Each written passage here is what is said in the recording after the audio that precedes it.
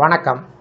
இந்த வீடியோவில் 2026ஆம் ஆண்டு மே மாதம் சம்பளம் வழங்குவதில் புதிய மாற்றம், அரசு ஊழியர்களுக்கு ஜாக்பாட் அறிவிப்பு சார்ந்து தகவல்கள் கிடைத்திருக்கிறது.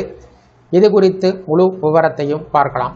இந்த வீடியோவை தொடர்ந்து பார்க்குறதுக்கு முன்னாடி நம்ம சேனலை இதுவரைக்கும் சப்ஸ்கிரைப் பண்ணாதவங்க இந்த வீடியோக்கு கீழே இருக்க ரெட் கலர் சப்ஸ்கிரைப் பட்டன் அழுத்தி சப்ஸ்கிரைப் பண்ணிக்கோங்க. அப்படியே பக்கத்தில் இருக்கக்கூடிய நோட்டிஃபிகேஷன் பெல் சிம்பலையும் ப்ரெஸ் பண்ணுங்கள்.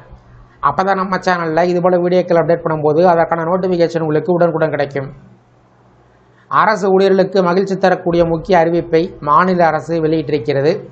அரசு ஊழியர்கள் மற்றும் ஓய்வூதியர்களுக்கான அகவலைப்படி 3% உயர்த்தப்படுவதாக அறிவிக்கப்பட்டுள்ளது. அகவலைப்படி என்பது பணவீக்கத்தால் ஏற்படக்கூடிய வாழ்க்கை செலவு அதிகரிப்பை சமநிலைப்படுத்த அரசு ஊழியர்களுக்கு வழங்கப்பட்டு வரும் ஒரு கூடுதல் கொடுப்பனவு. இது அடிப்படை சம்பளத்தின் 1% கணக்கிடப்படும். பொதுவாக மத்திய அரசு ஊழியர்களுக்கு ஒவ்வொரு ஆண்டுக்கு 2 முறை, அதாவது ஜனவரி மற்றும் ஜூலை மாதங்களில் அகவலைப்படி உயர்வு அறிவிக்கப்படும். பல நேரங்களில் ஹோலி அல்லது தீபாவளி போன்ற முக்கிய பண்டிகைகளுக்கு முன்பு அரசு அகவலைப்படி உயர்வை அறிவித்து ஊழியர்களுக்கு நிதி நிவாரணம் வழங்குவது வழக்கம்.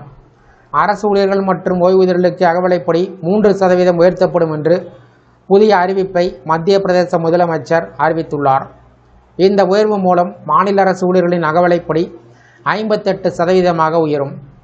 புதிய அகவலைப்படி 2026 ஏப்ரல் மாத சம்பளத்தில் கணக்கீடு செய்யப்பட்டு மே மாதத்தில் வழங்கப்படும் என்று அறிவிக்கப்பட்டுள்ளது. இதன் மூலம் மாநில அரசு ஊழியர்கள் மத்திய அரசு ஊழியர்களைப் போலவே 58% அகவலைப்படியே பெறுவார்கள். மேலும் 2025 ஜூலை மாதம் முதல் 2026 மார்ச் மாதம் வரை உள்ள அகவலைப்படி நிலுவைத் தொகை 2026ஆம் ஆண்டு மே மாதம் முதல் 6 சமத்தவணையில் வழங்கப்படும் என்று அரசு அறிவித்துள்ளது. ஓய்வூதியர்களும் இந்த அறிவிப்பு மூலம் பயன்பெறுவார்கள்.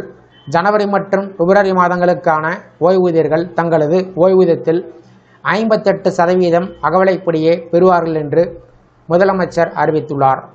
இது குறித்து பேசியுள்ள முதலமைச்சர், சமூகத்தின் அனைத்து பிரிவு மக்களின் நலனுக்காக அரசு தொடர்ந்து செயல்பட்டு வருவதாக தெரிவித்தார்.